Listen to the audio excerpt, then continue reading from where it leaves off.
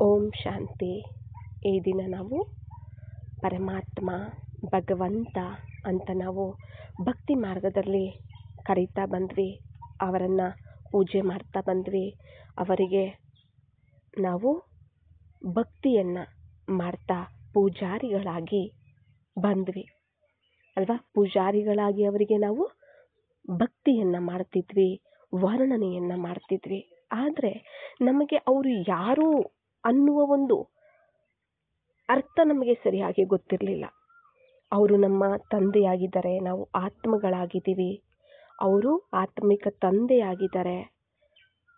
ಅವರು ಎಲ್ಲಿಂದ ಬಂದಿದ್ದಾರೆ, ಅವರ ಕರ್ತವ್ಯ ಏನು, ಅವರಿಂದ ಏನು ಪ್ರಾಪ್ತಿ ಆಗುತ್ತೆ, ಏನೂ ನಮಗೆ ಗೊತ್ತಿರಲಿಲ್ಲ. ಆದರೆ ನಾವು ಭಕ್ತರಾಗಿ ಅವರ ವರ್ಣನೆಯನ್ನು ಮಾಡ್ತಾ ಪೂಜೆಗಳನ್ನು ಮಾಡ್ತಾ ಅಲ್ವಾ ಅವರ ಒಂದು ಭಕ್ತಿಯನ್ನು ನಾವು ಮಾಡ್ಕೊಳ್ತಾ ಬಂದ್ವಿ. ಅದಕ್ಕೆ ಹೇಳ್ತಾರೆ ಭಕ್ತಿ ಅಂದ್ರೇ ವರ್ಣನೆ ಅಂತ ಹೇಳ್ತಾರೆ.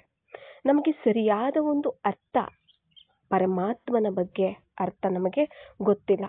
ಈಗಲೂ ಸಹ ಹೋಗ್ತಾರೆ, ಶಿವನ ಮಂದಿರ ಅಂತ ಹೋಗ್ತಾರೆ, ಅಲ್ಲಿ ಪೂಜೆಯನ್ನು ಮಾಡ್ತಾರೆ, ದೀಪವನ್ನು ಬೆಳಗಿಸ್ತಾರೆ ಅಲ್ವಾ, ಅಭಿಷೇಕಗಳನ್ನು ಮಾಡಿಸ್ತಾರೆ, ಎಲ್ಲವೂ ಮಾಡ್ತಾರೆ. ಆದರೆ ಸರಿಯಾದ ಒಂದು ಪರಮಾತ್ಮನ ಪರಿಚಯ ಯಾರಿಗೂ ಸಹ ಗೊತ್ತಿಲ್ಲ. ನಮಗೂ ಸಹ ಇದಕ್ಕೂ ಮುಂಚೆ ಗೊತ್ತಿರಲಿಲ್ಲ. ಯಾಕೆಂದರೆ ನಾವು ಭಕ್ತಿಯನ್ನು ಏನು ಗೊತ್ತಿಲ್ಲದೇನೆ, ಸರಿಯಾಗಿ ಅವರ ಬಗ್ಗೆ ತಿಳ್ಕೊಳ್ದೇನೆ ನಾವು ಭಕ್ತಿಯನ್ನು ಮಾಡ್ಕೊಳ್ತಾ ಬಂದ್ವಿ. ಅದಕ್ಕೇನೆ ಭಕ್ತಿ ಮಾರ್ಗ ಅಂದರೆ ಅದು ಇಳಿಯುವ ಕಲೆ ಅಂತ ಹೇಳ್ತಾರೆ. ಅದು ಇಳಿಯುವ ಕಲೆ ಅಂತಲೇ ಹೇಳ್ತಾರೆ. ಅಲ್ಲಿ ನಾವು ಕೇವಲ ಅವರ ಪೂಜೆಯನ್ನು ಮಾಡ್ಕೊಳ್ತಾ ಬಂದ್ವಿ. ಯಾವುದೇ ಒಂದು ಅವಿನಾಶಿ ಪ್ರಾಪ್ತಿಯನ್ನು ನಾವು ಪಡೀಲಿಲ್ಲ. ಕೇವಲ ಭಕ್ತರಿಗೆ ಭಗವಂತ, ಭಕ್ತರಿಗೆ ಪರಮಾತ್ಮನಾಗಿ, ಭಕ್ತರ ಭಗವಂತನಾಗಿ ಇದ್ರು. ಭಕ್ತಿ ಕೇವಲ ವರ್ಣನೆಯಾಗಿತ್ತು. ಆದರೆ ಅಲ್ಲಿ ಅನುಭವ ಅನ್ನುವಂತಹದ್ದು ಇರಲಿಲ್ಲ. ಈಗ ನಮಗೆ ನಾವು ಎಲ್ಲಿದ್ದೀವಿ? ಈಗ ಜ್ಞಾನ ಮಾರ್ಗದಲ್ಲಿದ್ದೀವಿ. ಜ್ಞಾನವನ್ನು ಯಾರು ಕೊಟ್ಟರು? ಪರಮಪಿತ ಪರಮಾತ್ಮ ಸ್ವಯಂ ತಂದೆಯೇ ಅಲ್ಲಿಂದ ಬಂದು ಮಕ್ಕಳಿಗೆ ತನ್ನ ಪರಿಚಯ ಮತ್ತು ನಮ್ಮ ಪರಿಚಯ ಎರಡೂ ಸಹ ಕೊಟ್ಟಿದ್ದಾರೆ. ನಾವ್ಯಾರು? ನಮ್ಮ ತಂದೆ ಯಾರು? ಆತ್ಮ ಪರಮಾತ್ಮನ ಪರಿಚಯ ಅಲ್ವಾ, ಜ್ಞಾನದ ಮೂಲಕ, ಆತ್ಮಿಕ ಜ್ಞಾನದ ಮೂಲಕ ನಮಗೆ ಇಲ್ಲಿ, ರಾಜಯೋಗ ಶಿಕ್ಷಣದ ಮೂಲಕ ನಮಗೆ ಇಲ್ಲಿ ಕೊಟ್ಟಿದ್ದಾರೆ. ಈಗ ನಮಗೆ ಇದು ಜ್ಞಾನ ಮಾರ್ಗ. ನಾವು ಏನು ಭಕ್ತಿ ಮಾರ್ಗದಲ್ಲಿ ನಾವು ಏನನ್ನೆಲ್ಲ ವರ್ಣನೆ ಮಾಡ್ಕೊಳ್ತಾ ಬಂದ್ವಿ, ನೀನೇ ತಂದೆ ತಾಯಿ ಭಗವಂತ, ನೀನೇ ನಮಗೆ ಬಂಧು ಬಳಗ, ಎಲ್ಲವೂ ನೀನೇ ಅಂತ ಅವರನ್ನು ಪೂಜೆ ಮಾಡ್ತಾ ಬಂದ್ವಿ, ಅಂದರೆ ವರ್ಣನೆ ಮಾಡ್ತಾ ಬಂದ್ವಿ. ಆದರೆ ಈಗ ಯಾಕಂದರೆ ಅಲ್ಲಿ ನಮಗೆ ಎಲ್ಲ ಗೊತ್ತಿರಲಿಲ್ಲ. ಆದರೆ ಈಗ ಜ್ಞಾನ ಮಾರ್ಗದಲ್ಲಿ ಎಲ್ಲವೂ ಸಹ ನಮಗೆ ಗೊತ್ತಿದೆ. ಅಂದರೆ ಬಾಬಾ ನಮಗೆಲ್ಲನೂ ಸಹ ತಿಳಿಸಿದ್ದಾರೆ ಅಲ್ವಾ. ಭಗವಂತ ಪರಮಾತ್ಮ ನಮಗೆ ಇಲ್ಲಿ ಎಲ್ಲವೂ ಸಹ ತಿಳಿಸಿದ್ದಾರೆ. ಭಕ್ತಿ ಅಂದರೆ ವರ್ಣನೆ ಅಂತ ಹೇಳಿದ್ರು. ಈಗ ಜ್ಞಾನ, ನಾವು ಏನು ವರ್ಣನೆ ಮಾಡಿದ್ವಿ ಭಕ್ತಿ ಮಾರ್ಗದಲ್ಲಿ, ಅದರ ಒಂದು ಅನುಭವವನ್ನು ನಾವಿಲ್ಲಿ ಮಾಡ್ಕೊಳ್ತೀವಿ. ಭಕ್ತಿ ಅಂದರೆ ವರ್ಣನೆ, ಜ್ಞಾನ ಅಂದ್ರೇ ಅನುಭವ. ಅನುಭವ ಮಾಡೋದಕ್ಕೇನೆ ಜ್ಞಾನ. ಅಂದರೆ ಜ್ಞಾನ ಅನ್ನೋ ತಿಳುವಳಿಕೆ ಕೊಟ್ಟಿದ್ದಾರೆ. ಭಕ್ತಿ ಮಾರ್ಗದಲ್ಲಿ ತಿಳುವಳಿಕೆ ಹೀನರಾಗಿದ್ವಿ, ತಿಳುವಳಿಕೆ ಇರಲಿಲ್ಲ, ಬುದ್ಧಿಹೀನರಾಗಿದ್ವಿ. ಇಲ್ಲಿ ನಮಗೆ ತಿಳುವಳಿಕೆ ಅಂದರೆ ಜ್ಞಾನವನ್ನು ಕೊಟ್ಟಿದ್ದಾರೆ. ಅದರಿಂದ ಇಲ್ಲಿ ನಾವು ಜ್ಞಾನದ ಮೂಲಕ ಅನುಭವವನ್ನು ಮಾಡ್ಕೊಳ್ಬೇಕಾಗಿದೆ. ನಾವು ಏನೆಲ್ಲ ಅವರ ವರ್ಣನೆ ಮಾಡಿದ್ವಿ, ಏನೆಲ್ಲ ಅವರ ಮಹಿಮೆ ಮಾಡಿದ್ವಿ, ಈಗ ಈ ಜ್ಞಾನ ಮಾರ್ಗದಲ್ಲಿ ಅದರ ಒಂದು ಅನುಭವವನ್ನು ಮಾಡಿಕೊಳ್ಳುವಂತಹ ಸಮಯ ಆಗಿದೆ. ನಾವೆಲ್ಲ ಏನೆಲ್ಲ ಸ್ಥೂಲವಾಗಿ ವರ್ಣನೆ ಮಾಡಿದ್ವಿ, ಇಲ್ಲಿ ನಾವು ಅನುಭವ ಮಾಡ್ಕೋಬೇಕು. ನಮ್ಮ ಜೀವನದಲ್ಲಿ ಅನುಭವದಲ್ಲಿ ನಾವು ತರಬೇಕಾಗಿದೆ ಅಂತ ತಿಳಿಸ್ತಿದ್ದಾರೆ. ನೋಡಿ, ಕೆಲವರು ಏನು ಹೇಳ್ತಾರೆ, ಬಾಬಾ ಅಂದರೆ ಇಲ್ಲಿ ಯಾರಾದರೂ ಬರ್ತಾರೆ, ನಾವು ಶಿವ ಬಾಬಾ ಅಂತ ಹೇಳ್ತಿರ್ತೀವಿ, ಬ್ರಹ್ಮ ಬಾಬಾ ಅಂತ ಹೇಳ್ತಿರ್ತೀವಿ. ಕೆಲವರಿಗೆ ಕನ್ಫ್ಯೂಸ್ ಆಗಿಬಿಡುತ್ತೆ, ಯಾರು ಈ ಬಾಬಾ, ಯಾರು ಈ ಬಾಬಾ? ಈ ಹೊರಗಡೆ ಎಲ್ಲರೂ ಸಹ ಕೆಲವರು ಸನ್ಯಾಸಿಗಳಲ್ಲಿರ್ಬೋದು, ಯಾರಾದರೂ ಸ್ವಾಮೀಜಿಗಳು ಅವರು ಇವರು ಯಾರಾದರೂ ಇರ್ತಾರಲ್ಲ, ಅವರು ಬಾಬಾ ಅಂತ ಹೆಸರಿಟ್ಕೊಂಡು ಕೆಲವರು ಮಾಡ್ತಿರ್ತಾರೆ ಅಲ್ವಾ. ಈಗ ಸಾಯಿ ಬಾಬಾ ಅಂತೆಲ್ಲ ಇದ್ದಾರೆ. ಆ ಥರ ಯಾರಾದರೂ ಇವರು ಬಾಬಾ ಇದ್ದಾರೇನೋ ಅಂತ ಅರ್ಥ ಮಾಡ್ಕೋತಾರೆ. ಅಂದರೆ ಬಾಬಾ ಅಂದರೆ ಕೆಲವರಿಗೆ ಅರ್ಥನೂ ಸಹ ಗೊತ್ತಿರೋದಿಲ್ಲ. ಸುಮಾರು ಜನ ಕೇಳ್ತಾರೆ ಕೂಡ, ಯಾಕೆ ನೀವು ಬಾಬಾ ಅಂತ ಕರಿತೀರಾ ಅಂತ ಹೇಳಿಬಿಟ್ಟು. ಯಾಕೆ ಅಂದರೆ ಇಲ್ಲಿ ಬಾಬಾ ಅನ್ನೋ ಒಂದು ಪದದ ಒಂದು ಅರ್ಥವನ್ನು ಸಹ ನಾವು ಅರ್ಥ ಮಾಡ್ಕೊಳ್ಬೇಕಾಗಿದೆ. ಯಾರೇ ಬಂದರೂ ಫಸ್ಟು ನಾವು ಬಾಬಾ ಅಂತ ಯಾಕೆ ಕರಿತೀವಿ ಅನ್ನೋದ್ರ ಒಂದು ಅರ್ಥವನ್ನು ಸಹ ನಾವು ಅವರಿಗೆ ತಿಳಿಸ್ಬೇಕಾಗತ್ತೆ. ಬಾಬಾ ಅನ್ನುವಂತಹದ್ದು ನಾವು ಯಾಕೆ ಕರಿತೀವಿ? ಶಿವ ತಂದೆಯನ್ನು ಶಿವ ಬಾಬಾ ಅಂತೀವಿ. ಅಂದರೆ ತಂದೆಯನ್ನು ಬಾಬಾ ಅಂತ ಕರೀತಾರೆ. ಇದು ಸಿಂಧಿ ಭಾಷೆಯಲ್ಲಿ, ಅರೇಬಿಕ್ ಭಾಷೆಯಲ್ಲಿ, ಉರ್ದು ಅಲ್ಲಿ ಎಲ್ಲ ಒಂದು ಕೆಲವು ಭಾಷೆಗಳಲ್ಲಿ ತಂದೆಯನ್ನು ಬಾಬಾ ಅಂತ ಕರೀತಾರೆ. ಅದೇ ಇಲ್ಲಿ ಏನಾಗಿದೆ, ರೂಢಿಯಲ್ಲಿದೆ. ಇಲ್ಲೂ ಸಹ ಶಿವ ಅಂದರೆ ಶಿವ ತಂದೆಯನ್ನು ಬಾಬಾ ಅಂತ ಕರೀತಾರೆ, ಅಂದರೆ ಶಿವ ಬಾಬಾ ಅಂತಾರೆ. ಬ್ರಹ್ಮ ತಂದೆಯನ್ನು ಬ್ರಹ್ಮ ಬಾಬಾ ಅಂತ ಕರೀತಾರೆ. ಅಂದರೆ ಇದು ತಂದೆಗೆ ಹೆಸರಾಗಿದೆ. ತಂದೆಯನ್ನು ಪ್ರೀತಿಯಿಂದ ಬಾಬಾ ಅಂತ ಕರೆಯುವಂತಹದ್ದು ಭಾಷೆ ಬೇರೆ ಇರಬಹುದು, ಆದರೆ ಅರ್ಥ ತಂದೆಯಾಗಿದೆ. ಇಲ್ಲಿ ನಾವು ಸ್ಪಿರಿಚುವಲ್ ಫಾದರ್ ಅಂತಾದರೂ ನಾವು ಹೇಳ್ಬೋದು. ಈ ಬಾಬಾ ಅನ್ನುವ ಒಂದು ಪದ ಅನ್ನುವಂತಹದ್ದು ಅಂದರೆ ತಂದೆ. ಈ ತಂದೆ ಅನ್ನುವಂತಹದ್ದು ಸಂಬಂಧ ಆಗಿದೆ. ಇಲ್ಲೇನಾಗಿದೆ? ಸಂಬಂಧ ಆಗಿದೆ. ಸಂಬಂಧವನ್ನು ಜೋಡಿಸುವಂತಹದ್ದು. ಇಲ್ಲಿ ತಂದೆ ಮಕ್ಕಳ ಸಂಬಂಧ. ಇಲ್ಲಿ ಭಗವಂತನನ್ನು ನಾವು ಭಕ್ತಿ ಮಾರ್ಗದಲ್ಲಿ ಏನಂತ ಕರಿತಾ ಬಂದ್ವಿ? ಭಗವಂತ ನೀನು ನಮಗೆ ಏನಾಗಿದೆಯಾ? ಭಗವಂತ ಅಂದರೆ ನೀನೇ ನಮ್ಮ ತಂದೆ ತಾಯಿ ಬಂಧು ಬಳಗ ಆಗಿದೆಯಾ ಅಂತ ವರ್ಣನೆ ಮಾಡಿದ್ವಿ. ಅವ್ರ ಬಗ್ಗೆ ಗೊತ್ತಿಲ್ಲ, ಆದರೂ ವರ್ಣನೆ ಮಾಡಿದ್ವಿ ಅಲ್ವಾ. ಮತ್ತೆ ಅವರು ಪತಿತರನ್ನ ಪಾವನವಾಗಿ ಮಾಡುವಂಥವರು. ನಾವು ಪತಿತರು, ನೀವು ಪಾವನ ಆಗಿದ್ದೀರಾ, ನೀವು ಪೂಜ್ಯರು, ನಾವು ಪೂಜಾರಿಗಳಾಗಿದ್ದೀವಿ ಅಲ್ವಾ. ಈ ಥರ ನಾವು ಅವರನ್ನು ಭಕ್ತಿ ಮಾಡ್ಕೊಳ್ತಾ ಬಂದ್ವಿ. ಅಂದರೆ ಅಲ್ಲಿ ನಾವೆಲ್ಲ ಆತ್ಮಗಳು, ಆತ್ಮಗಳಿಗೆ ತಂದೆ ಸರ್ವ ಸಂಬಂಧಿ ಅವರೇ ಅನ್ನುವಂತಹ ಜ್ಞಾನ ನಮಗೆ ಗೊತ್ತಿರಲಿಲ್ಲ, ಆದರೆ ಈಗ ನಮಗೆ ಗೊತ್ತಾಗಿದೆ. ಆದ್ದರಿಂದ ಅವರನ್ನು ನಾವು ತಂದೆಯಾಗಿ, ತಾಯಿಯಾಗಿ, ಬಂಧು ಬಳಗ ಸರ್ವ ಸಂಬಂಧಿಯಾಗಿ ಅವರನ್ನು ನೆನಪು ಮಾಡಬೇಕು. ಇದು ಜ್ಞಾನ ಮಾರ್ಗ. ಇಲ್ಲಿ ನಾವು ಸಂಬಂಧವನ್ನು ಬೆಳೆಸುವಂತಹದ್ದು. ಇಲ್ಲಿ ಸಂಬಂಧಿಯಾಗಿ ಬಂದಿದ್ದಾರೆ ಹೊರತು ಭಗವಂತನಾಗಿ. ಒಂದು ಮುರುಳಿಯಲ್ಲಿ ಹೇಳಿದ್ದಾರೆ, ನನಗೆ ನೀವು ಭಗವಂತ ಅಂತಲೂ ಸಹ ಕರಿಬಾರ್ದು ಅಂತ ಒಂದು ಮುರುಳಿಯಲ್ಲಿ ಹೇಳಿದ್ದಾರೆ. ಏನಂತ ಹೇಳಿದ್ದಾರೆ? ಭಗವಂತ ಅಂತನೂ ಅವರನ್ನ ಕರಿಬಾರ್ದು ಅಂತ ಒಂದು ಮುರುಳಿಯಲ್ಲಿ ಹೇಳಿದ್ದಾರೆ. ಇಲ್ಲಿ ಅವರು ನಮಗೆ ತಂದೆ ಆಗಿದ್ದಾರೆ. ಅದಕ್ಕೆ ಹೇಳ್ತಾರಲ್ಲ, ಪರಮಪಿತ ಶಿವ, ಪರಮಾತ್ಮ, ಶಿವ ತಂದೆ, ಶಿವ ಬಾಬಾ, ಭಗವಂತ ಅಂತ ಕರಿಬೇಡಿ ಅಂತ ಹೇಳ್ತಾರೆ. ಯಾಕೆ ಅಂದರೆ ಭಕ್ತರ ಪಾಲಿಗೆ ಭಗವಂತ ಅಲ್ವಾ. ಇಲ್ಲಿ ನಾವು ಭಕ್ತರಾಗಿಲ್ಲ. ಇಲ್ಲಿ ನಾವೇನಾಗಿದ್ದೀವಿ?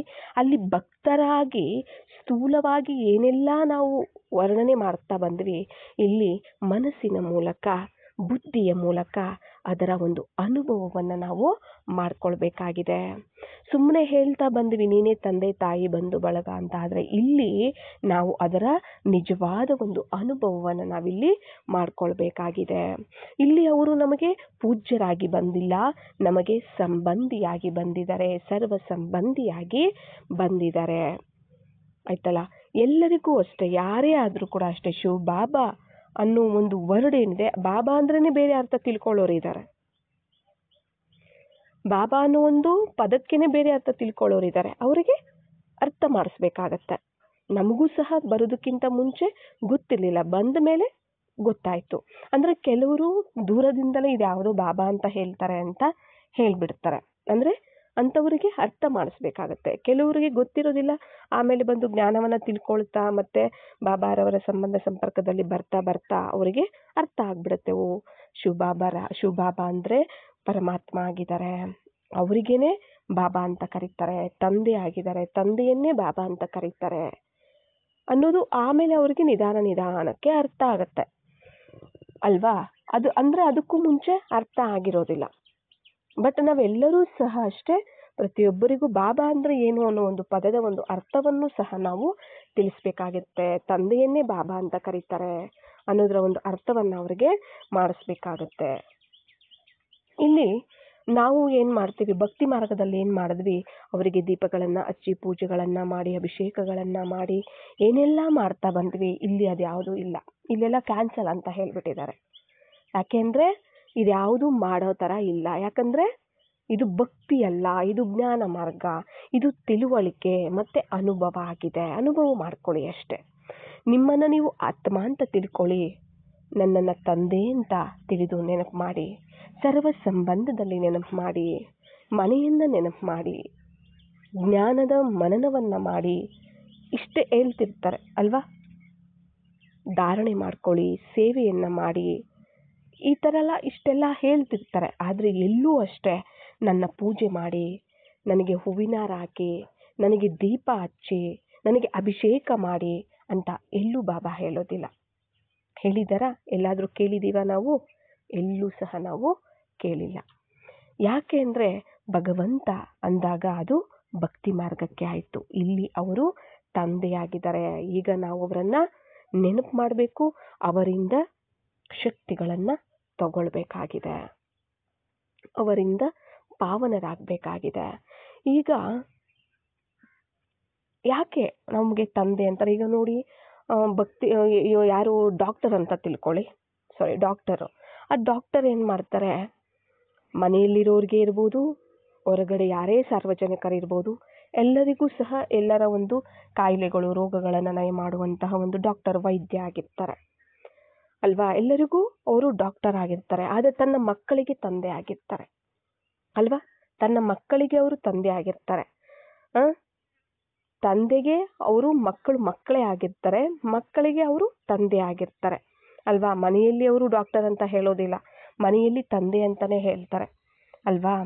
ಅಂದಾಗ ಈಗ ಅವರು ಡಾಕ್ಟರ್ ಆಗಿ ಸರ್ವಿಸನ್ನು ಮಾಡ್ಬೋದು, ಆದರೆ ತನ್ನ ಮಕ್ಕಳಿಗೆ ತಂದೆಯಾಗಿರ್ತಾರೆ. ಹಾಗೆ ಇಲ್ಲಿ ಭಕ್ತರಿಗೆ ಭಗವಂತ ಇಲ್ಲಿ ನಾವು ಮಕ್ಕಳಾಗಿದ್ದೀವಿ, ಡೈರೆಕ್ಟ್ ಮಕ್ಕಳಾಗಿದ್ದೀವಿ. ಆದ್ದರಿಂದ ಅವರು ನಮಗೇನಾಗಿದ್ದಾರೆ, ಇಲ್ಲಿ ತಂದೆಯಾಗಿದ್ದಾರೆ. ನಾವು ಮಕ್ಕಳಾಗಿದ್ದೀವಿ. ತಂದೆ ಮಕ್ಕಳ ಸಂಬಂಧ, ಪೇರೆಂಟ್ ಆ್ಯಂಡ್ ಚೈಲ್ಡ್, ಅರ್ಥ ಆಯ್ತಲ್ಲ, ಪೇರೆಂಟ್ ಆ್ಯಂಡ್ ಚಿಲ್ಡ್ರನ್ ಒಂದು ಸಂಬಂಧ ಆಗಿದೆ ಇಲ್ಲಿ. ಆದ್ದರಿಂದ ಅವರು ತಂದೆ ತಾಯಿ ಬಂಧು ಬಳಗ ಸರ್ವ ಸಂಬಂಧಿ. ಇಲ್ಲಿ ನಾವೇನಾಗಿದ್ದೀವಿ, ಅವರ ಮಕ್ಕಳಾಗಿದ್ದೀವಿ. ಈ ಸಂಬಂಧ ಮತ್ತು ತಂದೆ ಮಕ್ಕಳ ಸಂಬಂಧ ಅಂದರೆ ಅಲ್ಲಿ ಪ್ರೀತಿ, ವಿಶ್ವಾಸ, ಬಾಂಧವ್ಯ, ಮಮತೆ ಅಲ್ವಾ, ಸ್ನೇಹ, ಪಾಲನೆ ಎಲ್ಲವೂ ಇರುತ್ತೆ ಇಲ್ಲಿ. ಅಂದರೆ ಅದು ಫ್ಯಾಮಿಲಿ, ಒಂದು ಕುಟುಂಬ. ನಾವೇನು ಹೇಳ್ಬೋದು, ತಂದೆ ತಾಯಿ ಬಂಧು ಬಳಗ ಎಲ್ಲ ಅವರೇ ಆಗಿದ್ದಾರೆ ಅಂದರೆ, ಮಕ್ಕಳಿದ್ದಾರೆ ಅಂದರೆ ಅದೊಂದು ಫ್ಯಾಮಿಲಿ ಅಲ್ವಾ. ಫ್ಯಾಮಿಲಿ ಆಗಿರ್ತಾರೆ ಅಲ್ಲಿ ಫ್ಯಾಮಿಲಿ ಅಂತ ಬಂದಾಗ ಅದು ಹತ್ತಿರದ ಒಂದು ಸಂಬಂಧ, ಹತ್ತಿರದ ಒಂದು ರಿಲೇಷನ್ಶಿಪ್ ಆಗಿರುತ್ತೆ. ಅಂದರೆ ಡಾಕ್ಟರು ಅಂತಂದಾಗ ಡಾಕ್ಟರು ಮತ್ತು ಪೇಷಂಟ್ಸ್ ಅಂದಾಗ ದೂರದ ಸಂಬಂಧ ಆಗಿರುತ್ತೆ ಅಲ್ವಾ. ಡಾಕ್ಟರು ಮತ್ತು ಪೇಷಂಟ್ಸ್ ಅಂದರೆ ಸಾರ್ವಜನಿಕರು ಏನಿದ್ದಾರೆ ಅದಕ್ಕೆ ನಾವು ದೂರದ ಸಂಬಂಧ ಅಂತ ನಾವು ಹೇಳ್ತೀವಿ. ಅವರ ಒಂದು ಕರ್ತವ್ಯ ಏನಿರುತ್ತೆ, ಅವರ ಒಂದು ಕಾಯಿಲೆಯನ್ನು ವಾಸಿ ಮಾಡುವಂತಹದ್ದು ಅಲ್ವಾ. ಪೇಷಂಟ್ಸ್ ಹೋಗ್ತಾರೆ, ಅವರಿಗೆ ಟ್ರೀಟ್ಮೆಂಟ್ ಕೊಡ್ತಾರೆ, ಅಷ್ಟೇ ಆಗಿರುತ್ತೆ ಕರ್ತವ್ಯ. ಆದರೆ ಮಕ್ಕಳು ಅಂತ ಬಂದಾಗ ತನ್ನ ಮಕ್ಕಳ ಮೇಲೆ ಜವಾಬ್ದಾರಿ ತಂದೆಗಿರುತ್ತೆ. ಮತ್ತು ಮಕ್ಕಳು ಅಂದಾಗ ತಂದೆಯ ಎಲ್ಲ ಒಂದು ಆಸ್ತಿ, ಅವರ ಪ್ರೀತಿ, ಅವರ ಪಾಲನೆ ಎಲ್ಲದಕ್ಕೂ ಮಕ್ಕಳು ಅಧಿಕಾರಿಯಾಗಿರ್ತಾರೆ ಅಲ್ವಾ. ಡಾಕ್ಟ್ರು ಪೇಷಂಟ್ ಸಂಬಂಧ ಬೇರೆ ಮತ್ತು ತಂದೆ ಮಕ್ಕಳ ಸಂಬಂಧ ಬೇರೆ ಅಲ್ವಾ. ಡಾಕ್ಟರೇ ಇರ್ಬೋದು, ಅವರವರು ತಂದೆನೂ ಆಗಿದ್ದಾರೆ ಅಲ್ವಾ. ಆದ್ದರಿಂದ ಇದಕ್ಕೂ ಇಷ್ಟು ವ್ಯತ್ಯಾಸ ಇದೆ ನೋಡಿ. ಆದ್ದರಿಂದ ನಮಗೆ ಭಗವಂತ ಆಗಿದ್ರು ಭಕ್ತಿ ಮಾರ್ಗದಲ್ಲಿ, ಈಗ ನಮಗವರು ಏನಾಗಿದ್ದಾರೆ, ಪೇರೆಂಟ್ ಆಗಿದ್ದಾರೆ. ತಂದೆ ತಾಯಿ ಸರ್ವ ಸಂಬಂಧಿ ಎಲ್ಲವೂ ಸಹ ಅವರಾಗಿದ್ದಾರೆ. ನಾವು ಮಕ್ಕಳಾಗಿದ್ದೀವಿ. ಅವರ ಎಲ್ಲದಕ್ಕೂ ಅವರಿಂದ ಏನು ಸಿಗುತ್ತೆ ಅದೆಲ್ಲದಕ್ಕೂ ನಾವು ಅಧಿಕಾರಿಗಳಾಗಿದ್ದೀವಿ. ಅದೆಲ್ಲವೂ ನಮಗೆ ಆಸ್ತಿಯ ರೂಪದಲ್ಲಿ ವಾರಸತ್ವದ ರೂಪದಲ್ಲಿ ಸಿಗೋದಾಗಿದೆ. ನಾವು ಕೇವಲ ಅವರ ಶ್ರೀಮತದಂತೆ ನಡೀತಾ ಅವರನ್ನು ನೆನಪು ಮಾಡ್ತಾ ನಾವು ಅವರ ಆಜ್ಞೆಯಂತೆ ನಡೆದುಕೊಳ್ಳುವಂತಹ ಸುಪುತ್ರ ಮಕ್ಕಳಾಗಿ ಇರಬೇಕಷ್ಟೇ. ನಾವಿಲ್ಲಿ ಯಾವುದೇ ಪೂಜೆಯನ್ನು ಮಾಡುವಂತಹದ್ದು, ದೀಪ ಹಚ್ಚುವಂಥದ್ದು, ಕಡ್ಡಿ ಹಚ್ಚುವಂಥದ್ದು, ಇದ್ಯಾವುದು ಬಾಬಾ ಅಂದರೆ ಭಗವಂತ ನಮಗೆ ಮಾಡಿ ಅಂತ ಹೇಳಿಲ್ಲ ಅಲ್ವಾ. ಅದರಿಂದ ನಾವು ಇಲ್ಲಿ ತಂದೆ ಅಂತ ನಾವು ಅವರನ್ನು ಗುರುತಿಸಬೇಕು. ತಂದೆ ತಾಯಿಯಾಗಿ, ಬಂಧು ಬಳಗವಾಗಿ, ಸರ್ವ ಸಂಬಂಧಿಯಾಗಿ ನಾವು ಅವರನ್ನು ಇಲ್ಲಿ ಗುರುತಿಸಬೇಕು. ಅದಕ್ಕೋಸ್ಕರನೇ ಬಾಬಾ ಅಂತ ಹೇಳ್ತಾರೆ. ಅದಕ್ಕೋಸ್ಕರನೇ ಇಲ್ಲಿ ನಾವೇನಂತ ಕರಿತೀವಿ, ಬಾಬಾ ತಂದೆ, ಶಿವ ತಂದೆ ಅಂತ ನಾವು ಕರಿತೀವಿ. ಇದರ ಒಂದು ಅರ್ಥವನ್ನು ನಾವು ಇತರರಿಗೆ ತಿಳಿಸ್ಬೇಕಾಗತ್ತೆ, ಅರ್ಥ ಮಾಡಿಸ್ಬೇಕಾಗತ್ತೆ ಗೊತ್ತಿಲ್ಲದಿರೋ ಅಂಥವರಿಗೆ. ಕೆಲವರಿಗೆ ಇವರೇನೋ ಬಾಬಾ ಅಂತಾರೆ ಅಂತಲೂ ಕೆಲವರು ಬರೋದೇ ಇಲ್ಲ ಜ್ಞಾನಕ್ಕೆ. ಯಾಕಂದರೆ ಅದರ ಒಂದು ಅರ್ಥನೂ ಗೊತ್ತಿರೋದಿಲ್ಲ, ಅರ್ಥನೂ ಸಹ ಗೊತ್ತಿರೋದಿಲ್ಲಲ್ವಾ. ಆದ್ದರಿಂದ ಏನು ಮಾಡ್ತಾರೆ, ಇವ್ರು ಯಾವುದೋ ಬಾಬಾ ಅಂತ ಹೇಳ್ತಿದಾರಲ್ಲ ಅಂತ ಹೇಳ್ಬಿಟ್ಟು ಹೊರಟೋಗ್ಬಿಡ್ತಾರೆ, ಯಾವುದೋ ಬಾಬಾ ಅಂತ. ಆದರೆ ಅದರ ಒಂದು ಅರ್ಥ ಗೊತ್ತಿಲ್ಲದೆ ಇರೋ ಕಾರಣ ಅವ್ರು ಆ ಥರ ಮಾಡ್ತಾರೆ. ಆದ್ದರಿಂದ ನಾವು ಯಾರಿಗೇ ಆಗಲಿ, ನಮ್ಮ ಸಂಬಂಧ ಸಂಪರ್ಕದಲ್ಲಿ ಯಾರಿಗೇ ಆಗಲಿ, ನಾವು ಆ ಒಂದು ಪದವನ್ನು ಉಚ್ಚಾರಣೆ ಮಾಡುವಾಗ ಅದರ ಒಂದು ಅರ್ಥವನ್ನು ತಿಳಿಸಿ ನಾವು ಉಚ್ಚಾರಣೆಯನ್ನು ಮಾಡಬೇಕಾಗತ್ತೆ. ಆ ಒಂದು ವರ್ಡನ್ನು ನಾವು ಬಳಸಬೇಕಾಗತ್ತೆ. ಇಲ್ಲ ಅಂದರೆ ಬೇರೆ ಒಂದು ಅರ್ಥದಲ್ಲಿ ತಿಳ್ಕೊಳ್ತಾರೆ, ಮತ್ತೆ ಅವರು ಜ್ಞಾನಕ್ಕೆ ಬರದೇನೂ ಇರ್ಬೋದಾಗತ್ತೆ. ಅರ್ಥ ಆಯ್ತಲ್ಲ. ಬಾಬಾ ಅನ್ನೋ ಒಂದು ವರ್ಡು ಸಹ ಸೇವೆ ಮಾಡುತ್ತೆ. ಬಾಬಾ ಅನ್ನೋ ಒಂದು ವರ್ಡು ಸಹ ಸೇವೆ ಮಾಡುತ್ತೆ. ಕೆಲವೊಂದು ಸರಿ ಅದು ಡಿಸ್ಸರ್ವಿಸು ಮಾಡಿಬಿಡುತ್ತೆ, ಹೊರಟೋಗ್ಬಿಡ್ತಾರೆ. ಗೊತ್ತಿರೋದಿಲ್ಲಲ್ಲ, ಹಾಗಾಗಿ ಹೊರಟೋಗ್ಬಿಡ್ತಾರೆ. ಪರಮಾತ್ಮ ಆಗಿದ್ದಾರೆ ಇಲ್ಲಿ, ಪರಮಾತ್ಮ ಆಗಿದ್ದಾರೆ. ಪರಮಾತ್ಮ ಏನಾಗಿದ್ದಾರೆ, ತಂದೆಯಾಗಿದ್ದಾರೆ ಇಲ್ಲಿ ನಮಗೆ. ಅದಕ್ಕೋಸ್ಕರ ಬಾಬಾರವ ತಂದೆಯನ್ನು ನಾವು ಬಾಬಾ ಅಂತ ಕರಿತೀವಿ.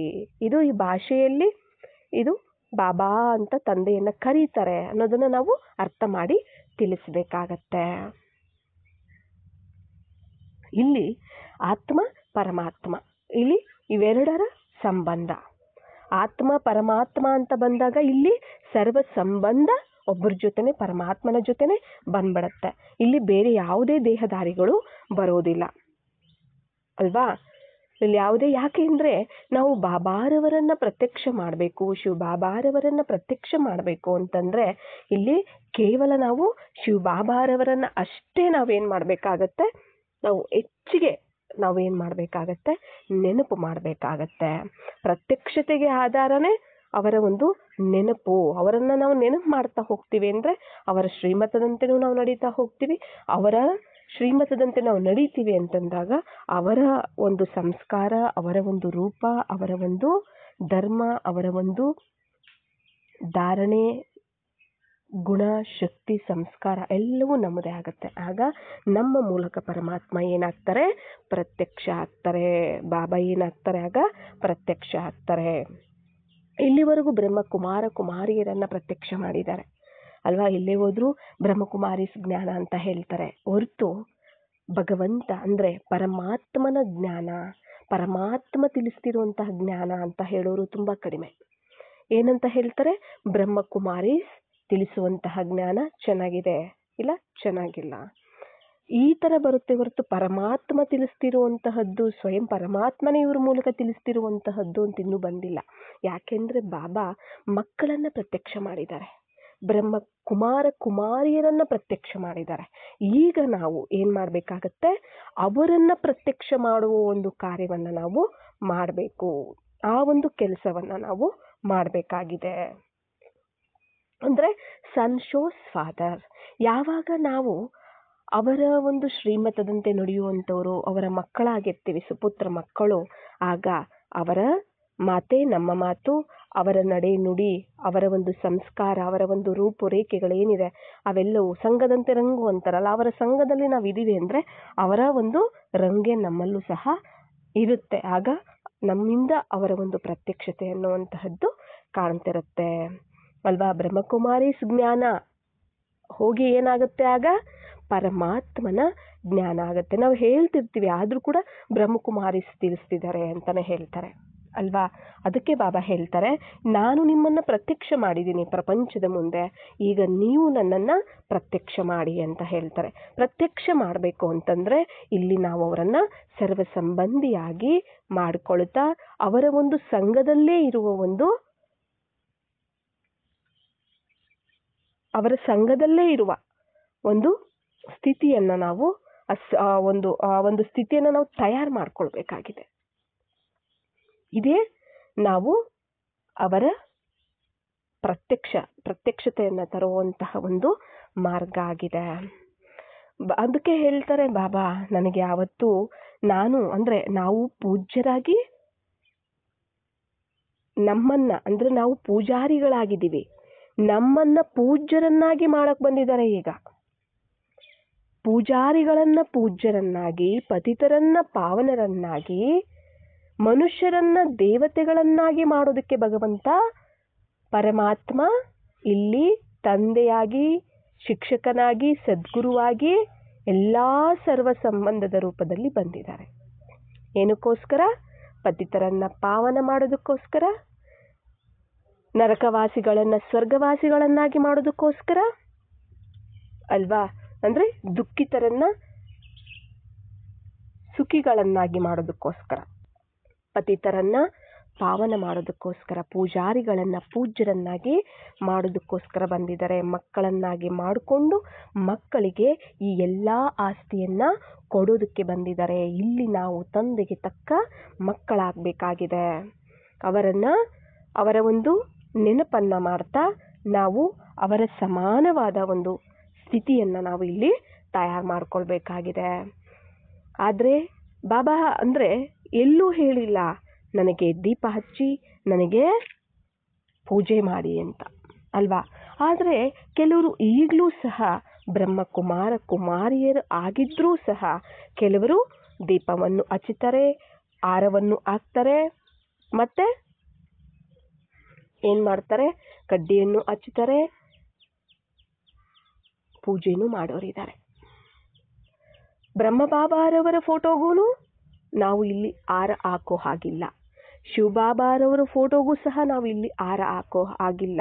ಬಾಬಾ ಮುರುಳಿಗಳಲ್ಲೇ ತಿಳಿಸಿದರೆ, ನೀವು ನನಗೆ ಹೂವಿನ ಹಾರವನ್ನು ಹಾಕಬಾರದು, ನೀವು ಸಹ ಧರಿಸಬಾರದು.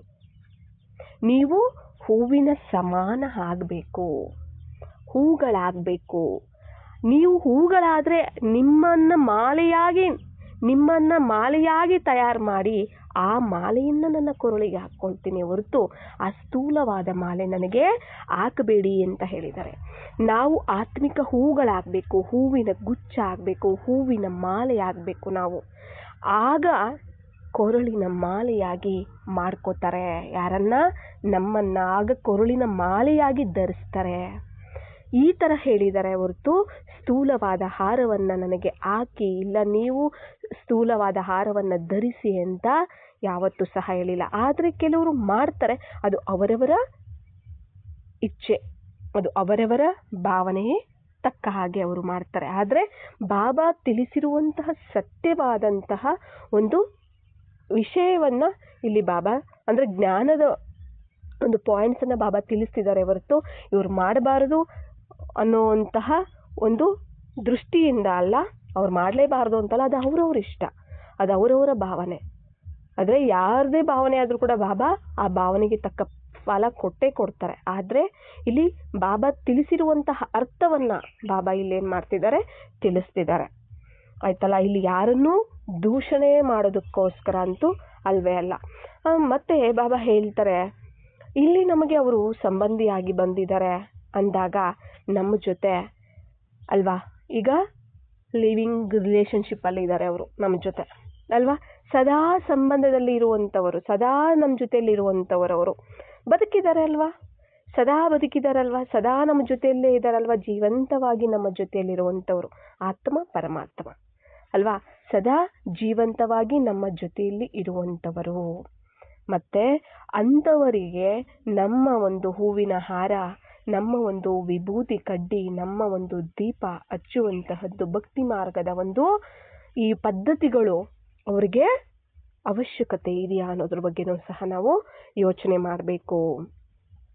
ಯಾಕೆ ಅಂತಂದರೆ ನಾವು ಭಕ್ತಿ ಮಾರ್ಗದಲ್ಲಿ ಒಂದು ದೇವರಿಗೆ, ಭಕ್ತರಿಗೆ ನಾವು ಹಾಕ್ತೀವಿ, ಹಾರವನ್ನು ಹಾಕ್ತೀವಿ, ಪೂಜೆಯನ್ನು ಮಾಡ್ತೀವಿ, ಅವ್ರ ಮುಂದೆ ದೀಪವನ್ನು ಹಚ್ತೀವಿ. ಯಾರಾದರೂ ಶರೀರ ಬಿಟ್ಟಿದ್ರು ಅವರಿಗೆ ಆ ಫೋಟೋವನ್ನು ತಯಾರು ಮಾಡಿ ಅವರ ಹಾರವನ್ನು ಹಾಕ್ತೀವಿ ಅಲ್ವಾ. ಶರೀರ ಬಿಟ್ಟಿದ್ರೆ ಏನು ಮಾಡ್ತಾರೆ, ಅವ್ರ ಫೋಟೋ ತಯಾರು ಮಾಡಿಬಿಟ್ಟು ಅವ್ರಿಗೆ ಹಾರ ಹಾಕ್ತೀರಿ. ಅವ್ರಿಗೆ ಏನು ಮಾಡ್ತೀವಿ ನಾವು, ಹಾರ ಹಾಕಿ ದೀಪ ಹಚ್ಚಿ ಕಡ್ಡಿ ಹಚ್ಚಿ ಅಭಿಷೇಕಗಳು ಎಲ್ಲವನ್ನೂ ಸಹ ಏನು ಮಾಡ್ತಾರೆ, ಕೆಲವು ದೇವತೆಗಳಿಗೆ ಮಾಡ್ತಾರೆ, ವಿಗ್ರಹಗಳಿಗೆ, ಕೆಲವು ಫೋಟೋಗಳಿಗೆ ಬರೀ ಪೂಜೆ ಮಾಡ್ತಾರೆ, ದೀಪ ಹಚ್ಚುತ್ತಾರೆ, ಹಾರ ಹಾಕ್ತಾರೆ, ಕಡ್ಡಿ ಹಚ್ತಾರೆ ಅಲ್ವಾ. ಇದು ಏನು ಕೆಲವೊಂದು ದೇವತೆಗಳಿಗೆ ಮತ್ತು ಭಗವಂತನಿಗೂ ಭಕ್ತಿ ಮಾರ್ಗದಲ್ಲಿ ಮಾಡ್ತಾರೆ, ಮತ್ತು ಶರೀರ ಬಿಟ್ಟಿರೋ ಆತ್ಮಗಳಿಗೂ ಫೋಟೋಗಳ ಒಂದು ರೂಪದಲ್ಲಿ ಮತ್ತು ಸಮಾಧಿಗಳಿಗೆ ಇವೆಲ್ಲನೂ ಸಹ ಮಾಡ್ತಾರೆ ಅಲ್ವಾ. ಆದರೆ ಬಾಬಾ ನಮಗೇನಾಗಿದ್ದಾರೆ, ಅಪ್ಪ ಆಗಿದ್ದಾರೆ, ಅಮ್ಮ ಆಗಿದ್ದಾರೆ, ಬದುಕಿದಾರಲ್ಲ, ನಮ್ಮ ಜೊತೆಯಲ್ಲೇ ಇದ್ದಾರಲ್ಲ. ನಾನೇನಾದರೂ ಸತ್ತೋಗಿದ್ದೀನಾ ಅಂತ ಕೇಳಿದ್ದಾರೆ ಒಂದು ಮುರುಳಿಯಲ್ಲಿ ಬಾಬಾ. ನೀವು ನನಗೆ ಹಾರ ಹಾಕ್ತಿರಲ್ಲ, ನೀವು ನನಗೆ ಫೋಟೋಗೆ ನಾನೇನಾದರೂ ಸತ್ತೋಗಿದ್ದೀನಾ ಅಂತ ಒಂದು ಮುರುಳಿಯಲ್ಲಿ ಕೇಳಿದ್ದಾರೆ. ಅರ್ಥ ಆಯ್ತಲ್ಲ, ಬದುಕಿದ್ದಾರೆ ನೋಡಿ. ನಾವೇನಾದರೂ ಹತ್ರನೇ ಏನು ಹೇಳ್ತಾರೆ, ನಾನೇನಾದರೂ ಸತ್ತೋಗಿದ್ದೀನಾ ಅಂತ ಇದನ್ನು ಕೇಳಿದ್ದಾರೆ. ಯಾಕೆಂದ್ರೆ ಪತಿ ಸತ್ತಾಗ ಪತ್ನಿ ಅಳುತ್ತಾಳಲ್ವಾ, ಮತ್ತು ನಾನು ನಿಮಗೆ ಪತಿ ಇದ್ದೀನಲ್ಲ, ನೀವು ಯಾಕೆ ಅಳ್ತೀರಾ ಅಂತ ಕೇಳಿದ್ದಾರೆ. ನಾನೇನಾದರೂ ಸತ್ತೋಗಿದ್ದೀನಾ ಅಂತಲೂ ಇವೆರಡು ಕೇಳಿದ್ದಾರೆ ಮುರುಳಿಯಲ್ಲಿ. ಅರ್ಥ ಆಯ್ತಲ್ಲ, ಅವರು ಸರ್ವ ಸಂಬಂಧಿಯಾಗಿ ನಮ್ಮ ಜೊತೆಯಲ್ಲಿದ್ದಾರೆ. ನಮ್ಮ ಮನಸ್ಸಲ್ಲಿ ಇಟ್ಕೋಬೇಕು ನಾವು ಅವರನ್ನು, ನಮ್ಮ ಮನಸ್ಸಲ್ಲಿ ಅವರನ್ನು ನೆನಪು ಮಾಡಬೇಕು, ಮನಸ್ಸಲ್ಲಿ ನಾವು ಅವರನ್ನು ಪೂಜಿಸಬೇಕೇ ಹೊರತು ಸ್ಥೂಲವಾಗಿ ಅಲ್ಲ ಅನ್ನೋದ್ರ ಬಗ್ಗೆ ಬಾಬಾ ಈ ದಿನ ತಿಳಿಸ್ತಿದ್ದಾರೆ. ನೀವು ದೀಪ ಹಚ್ಚಿ, ಆ ದೀಪವನ್ನು ಏನಕ್ಕೆ ಹಚ್ಚುತ್ತಾರೆ ಅಲ್ವಾ. ಅದು ದೀಪವನ್ನು ಭಕ್ತಿ ಮಾರ್ಗದಲ್ಲಿ ಎಲ್ಲರೂ ಸಹ, ಅಂದರೆ ಎಲ್ಲರೂ ಜ್ಯೋತಿ ಸ್ವರೂಪ.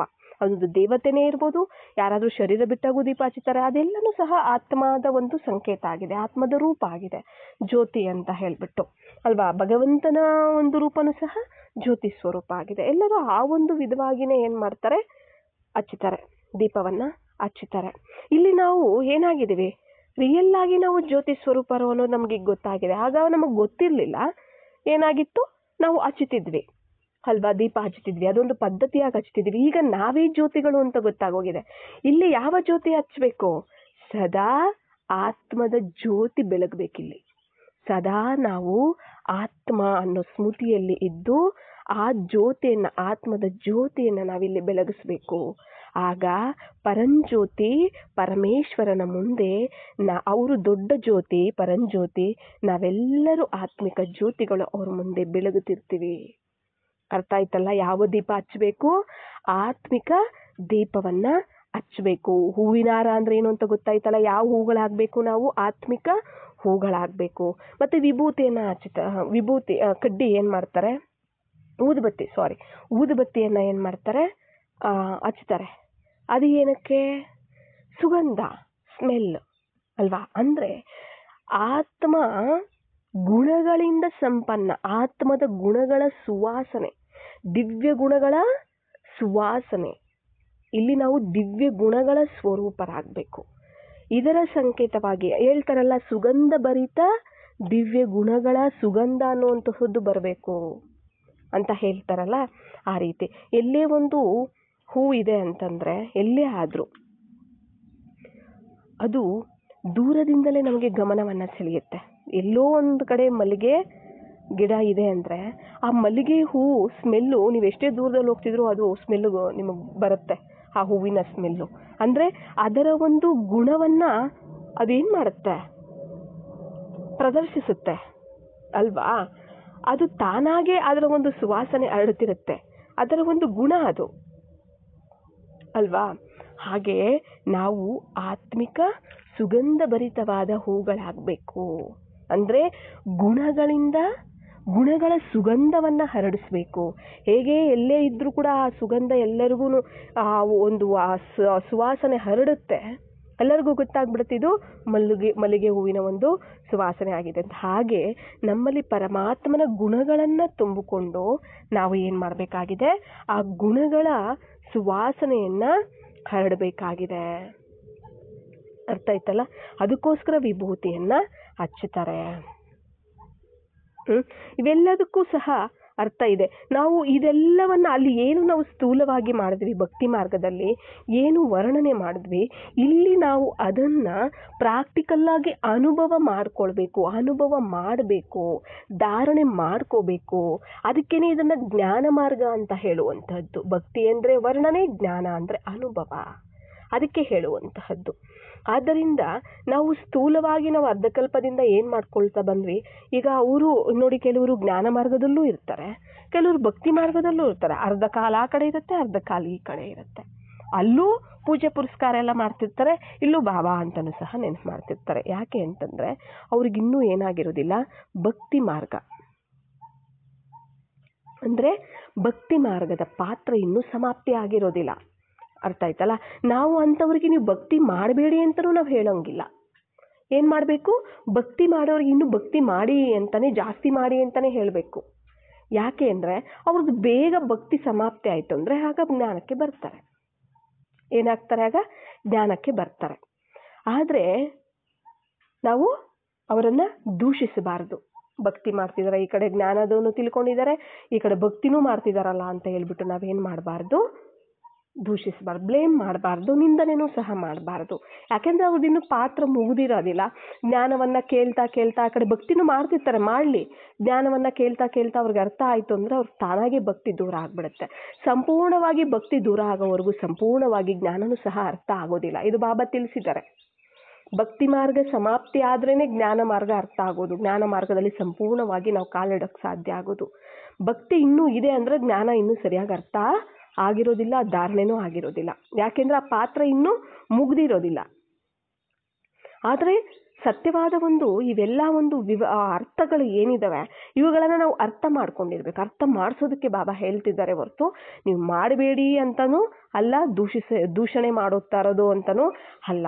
ಇದರ ಅರ್ಥವನ್ನು ತಿಳಿಸಿದ್ದಾರೆ. ಯಾಕೆಂದರೆ ಸುಮಾರು ಸೆಂಟರ್ಗಳಲ್ಲೇ ಆಗಲಿ ಹೇಳಿ, ಹೂವಿನ ಹಾರ ಹಾಕುವಂತಹದ್ದು, ಮತ್ತು ದೀಪ ಹಚ್ಚುವಂತಹದ್ದು, ಕಡ್ಡಿ ಹಚ್ಚುವಂಥದ್ದು ಸೆಂಟರ್ಗಳಲ್ಲೇ ಮಾಡ್ತಾರೆ ಕೆಲವರೆಲ್ಲನೂ ಕೂಡ. ಬಟ್ ಅದರಿಂದ ಇಲ್ಲ, ಸೆಂಟರ್ಗಳಲ್ಲೇ ಮಾಡ್ತಾರಲ್ವಾ, ನಾವೇನು ಮಾಡೋದು, ಅದರಿಂದ ನಾವು ಮಾಡ್ತೀವಿ ಅಂತಲೂ ಮಾಡೋರಿದ್ದಾರೆ. ಅದು ಅವರವರ ಅವರವರ ಭಾವನೆ ಆಯ್ತಲ್ಲ. ಆದರೆ ಬಾಬಾ ತಿಳಿಸಿರೋ ರೀತಿ ನಾವು ಅರ್ಥ ಮಾಡ್ಕೊಳ್ಳೋದು ಸಹ ನಮ್ಮ ಕರ್ತವ್ಯ ಆಗಿದೆ ಅಲ್ವಾ. ಆದ್ದರಿಂದ ಯಾರೇ ಮಾಡ್ತಿದ್ರು ಕೂಡ ಅವರನ್ನು ದೂಷಣೆ ಮಾಡೋದು ಬೇಡ, ಅವ್ರಿಗೆ ಅರ್ಥ ಮಾಡಿಸಿ, ಆಮೇಲೆ ಅದು ಅವರಿಷ್ಟ. ಯಾಕಂದರೆ ಜ್ಞಾನ ಅರ್ಥ ಆಯ್ತಂದ್ರೆ ಅವರೇ ಬಿಡ್ತಾರೆ ಅಲ್ವಾ, ಅವರೇ ಬಿಡ್ತಾರೆ. ಯಾವುದೂ ಅಷ್ಟೇ ಇಲ್ಲಿ ನಾವು ಈಗ ಡೆಕೋರೇಷನ್ಗೆ ಬಳಸಿ ಹೂಗಳನ್ನು ಬೇಡ ಅನ್ನೋದಿಲ್ಲ. ಬೇಕಾದರೆ ಸುವಾಸನೆಗೆ ಅಂತ ಬೇಕಾದರೆ ಬಳಸಿ ಊದುಬತ್ತಿಯನ್ನು ಬೇಡ ಅನ್ನೋದಿಲ್ಲ ಅಲ್ವಾ.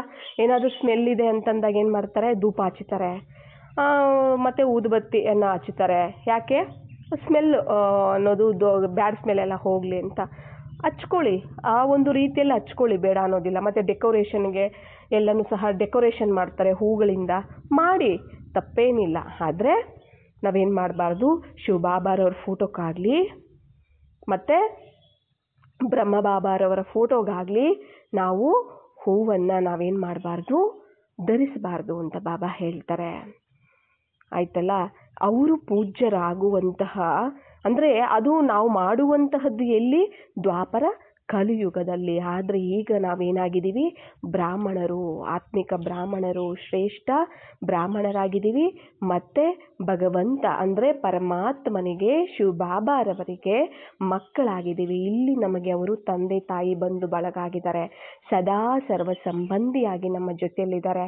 ಈಗ ಬದುಕಿರೋ ತಂದೆ ತಾಯಿ ಯಾರಾದರೂ ಇರ್ತಾರೆ, ಇಲ್ಲ ಬದುಕಿರೋರು ಯಾರಾದರೂ ಇರ್ತಾರೆ, ಅವ್ರ ಫೋಟೋವನ್ನು ನೀವು ಇಟ್ಟುಬಿಟ್ಟು ಅವರ ಫೋಟೋ ನೀವು ಹಾರ ಹಾಕಿದ್ರೆ ಏನಂತಾರೆ ಹೇಳಿ. ಬದುಕಿರೋರ ಫೋಟೋ ಇಟ್ಟುಬಿಟ್ಟು ನೀವು ಅವ್ರಿಗೆ ಹಾರ ಹಾಕ್ಬಿಟ್ಟು ದೀಪ ಹಚ್ಬಿಟ್ಟು ಕಡ್ಡಿ ಹಚ್ಚಿಬಿಟ್ರೆ ಏನಂತಾರೆ ಹೇಳಿ, ನಾನೇನಾದರೂ ಸತ್ತೋಗಿದ್ದೀನಾ ಅಂತಾರೆ ಅಲ್ವಾ. ಮತ್ತು ಭಗವಂತ ಪರಮಾತ್ಮ ಸದಾ ನಮ್ಮ ಜೊತೆಯಲ್ಲಿ ತಂದೆ ತಾಯಿ ಶಿಕ್ಷಕ ಸದ್ಗುರು ಆಗಿ ಸರ್ವ ಸಂಬಂಧಿಯಾಗಿ ನಮ್ಮ ಜೊತೆಯಲ್ಲಿದ್ದಾರೆ, ಸಂಬಂಧಿಯಾಗಿದ್ದಾರೆ ಅವರು. ಅವರನ್ನು ನಾವು ಫೋಟೋ ಮಾಡಿ ಇಟ್ಟು ಅವರಿಗೆ ನಾವು ಹೂವಿನ ಹಾರ ಹಾಕಿ ದೀಪ ಹಚ್ಚಿ ಊದುಬತ್ತಿ ನಾವು ಹಚ್ತೀವಿ ಅಂತಂದರೆ ಮತ್ತೆ ಬಾಬಾ ಏನಂತ ತಿಳ್ಕೊತಾರೆ. ಆದರೆ ಬಾಬಾ ಅಷ್ಟು ಖಡಕ್ಕಾಗಿ ಎಲ್ಲೂ ಹೇಳಕ್ಕೆ ಹೋಗೋದಿಲ್ಲ. ಯಾಕಂದರೆ ಆ ಮಕ್ಕಳ ಭಾವನೆಗೆ ಧಕ್ಕೆ, ಅಂದರೆ ಅವ್ರ ಭಾವನೆ ಅದು, ಅವ್ರಿಗೆ ನೋವು ಕೊಟ್ಟಂಗಾಗತ್ತೆ ಅಂತ ಬಾಬಾ ಏನು ಆ ಥರ ಹೇಳೋದಿಲ್ಲ. ಆದರೆ ಸೂಕ್ಷ್ಮವಾಗಿ ಮುರುಳಿಗಳಲ್ಲಿ ತಿಳಿಸ್ತಾ ಹೋಗ್ತಾರೆ, ಯುಕ್ತಿಯುಕ್ತವಾಗಿ ಕೆಲವೊಂದರಲ್ಲಿ ತಿಳಿಸ್ತಾ ಹೋಗ್ತಾರೆ ಅಲ್ವಾ. ಆದರೆ ಇದನ್ನು ನಾವೆಲ್ಲರೂ ಸಹ ಅರ್ಥ ಮಾಡ್ಕೊಳ್ಬೇಕಾಗತ್ತೆ. ಯಾವ ಆತ್ಮಿಕ ಜ್ಯೋತಿ ಬೆಳಗಿಸಿ, ಆತ್ಮಿಕ ಹೂವಿನ ಮಾಲೆಯಾಗಿ ಅಲ್ವಾ, ಆತ್ಮಿಕ ಗುಣಗಳ ಸುಗಂಧವನ್ನು ಹರಡಿಸುವಂತಹ ಊದುಬತ್ತಿಯಾಗಿ. ಆದರೆ ಇವೆಲ್ಲವನ್ನು ಸಹ ನಾವು ಇದು ಮಾಡಬಾರ್ದು ಅಲ್ವಾ. ಇವಾಗ ಅರಿಶಿನ ಕುಂಕುಮ ಇಡ್ತಾರೆ, ಕುಂಕುಮ ಅಂದರೆ ಶಕ್ತಿಯ ಪ್ರತೀಕ ಅಲ್ವಾ. ಹಳದಿ ಅಂತಂದರೆ ಹಳದಿ ಹಚ್ಚುತ್ತಾರಲ್ಲ, ಅದು ಸುಖದ ಸಂಕೇತ ಆಗಿದೆ. ಹಳದಿ ಬಣ್ಣ ಅಂದರೆ ಅರಿಶಿನ ಹಚ್ತಾರೆ, ಅದು ಸುಖದ ಸಂಕೇತ. ಕುಂಕುಮ ಹಚ್ಚುತ್ತಾರೆ, ಅದು ಶಕ್ತಿಯ ಸಂಕೇತ ಆಗಿದೆ ಅಲ್ವಾ. ಇವೆಲ್ಲನೂ ಸಹ ಅದನ್ನು ನಾವು ಆತ್ಮಿಕವಾಗಿ ನಾವಿಲ್ಲಿ ಧಾರಣೆ ಮಾಡ್ಕೊಳ್ಬೇಕಾಗಿದೆ. ಅದನ್ನು ಬಿಟ್ಟು ನಾವು ಸ್ಥೂಲವಾಗಿ ಮಾಡುವಂತಹದ್ದು ಇಲ್ಲಿ ಯಾವುದೇ ಪದ್ಧತಿಗಳನ್ನು ನಾವು ಜಾರಿಗೆಯಲ್ಲಿ ತರಬಾರ್ದು. ಯಾಕೆಂದರೆ ನಾವು ಮಾಡ್ತೀವಿ ಅಂದರೆ ನಮ್ಮನ್ನು ನೋಡಿಕೊಂಡು ಇತರರು ಸಹ ಮಾಡ್ತಾರೆ ಅಲ್ವಾ. ಇಲ್ಲಿ ನಾವು ಏನು ಮಾಡ್ತೀವಿ ಅದನ್ನು ನೋಡಿ ಇತರರು ಸಹ ಮಾಡ್ತಾರೆ. ಎಷ್ಟೋ ಮಂದಿ ಹೇಳ್ತಾರೆ, ಸೆಂಟರ್ಗಳಲ್ಲಿ ಅಕ್ಕೋರು ಈ ಥರ ಮಾಡ್ತಾರೆ, ಅದರಿಂದ ನಾವು ಮಾಡ್ತೀವಿ ಅಂತ ಹೇಳ್ತಾರೆ. ನೀವು ಇಲ್ಲಿ ಹುಬ್ಬಳ್ಳಿಯಲ್ಲಿ ನೀವು ನೋಡಿರ್ಬೋದು, ಬಸವರಾಜ ಅಣ್ಣವ್ರು ಇದ್ದಾರಲ್ಲ ನೋಡಿ, ಅಲ್ಲಿ ಎಲ್ಲೂ ಒಂದು ಬ್ರಹ್ಮಬಾಬಾ ಫೋಟೋನೂ ಇಟ್ಟಿಲ್ಲ ಅವರು ಅಲ್ವಾ. ಎಲ್ಲೂ ಬ್ರಹ್ಮಬಾಬಾ ಫೋಟೋ ಇಟ್ಟಿಲ್ಲ. ಯಾಕೆ ಅಂದರೆ ಶರೀರಧಾರಿಯ ಒಂದು ನೆನಪು ಮಾಡಬಾರದು ಅಂತ ಬ್ರಹ್ಮಬಾಬಾನೇ ತಿಳಿಸಿದ್ದಾರೆ ಅಲ್ವಾ. ಬ್ರಹ್ಮಬಾಬಾನೂ ತಿಳಿಸಿದ್ದಾರೆ, ಶಿವಬಾಬಾನೂ ತಿಳಿಸಿದ್ದಾರೆ. ಆದರೆ ಅವರು ನಮಗೆ ಅಲೌಕಿಕ ತಂದೆ, ಮತ್ತು ಅವರು ನಮಗೆ ಏನಾಗಿದ್ದಾರೆ, ಅಂದರೆ ಉದಾಹರಣಾ ಮೂರ್ತಿ ಆಗಿದ್ದಾರೆ. ನಮಗೆ ಮಾನಿಟರ್ ಇದ್ದ ಹಾಗೆ, ನಮಗೆ ಅವರು ಮಾನಿಟರ್ ಇದ್ದ ಹಾಗೆ. ಮತ್ತು ಕರ್ಮಯೋಗದಲ್ಲಿ ಪುರುಷಾರ್ಥದಲ್ಲಿ ಅವರನ್ನು ಫಾಲೋ ಮಾಡೋದಕ್ಕೆ ನಮಗೆ ಅವರು ಏನಾಗಿದ್ದಾರೆ, ಎಕ್ಸಾಂಪಲ್ ಆಗಿದ್ದಾರೆ ಅಲ್ವಾ. ಬ್ರಾಹ್ಮಣರಿಗೆ ಅವರು ಪಿತರಾಗಿದ್ದಾರೆ ಅಲ್ವಾ. ಬ್ರಾಹ್ಮಣರಿಗೆ ಜನ್ಮ ಕೊಟ್ಟಿರುವಂಥವರಾಗಿದ್ದಾರೆ. ಆದರೆ ನಾವು ಇಲ್ಲಿ ಏನು ಮಾಡಬೇಕಾಗತ್ತೆ, ಅವರನ್ನೆಲ್ಲ ಅವರ ಮೂಲಕ, ಅಂದರೆ ಅವರ ಮೂಲಕ ಯಾರು ಬಂದು ತಿಳಿಸಿದ್ದಾರೆ ಅವರನ್ನು ನಾವು ನೆನಪು ಮಾಡಬೇಕಾಗಿದೆ.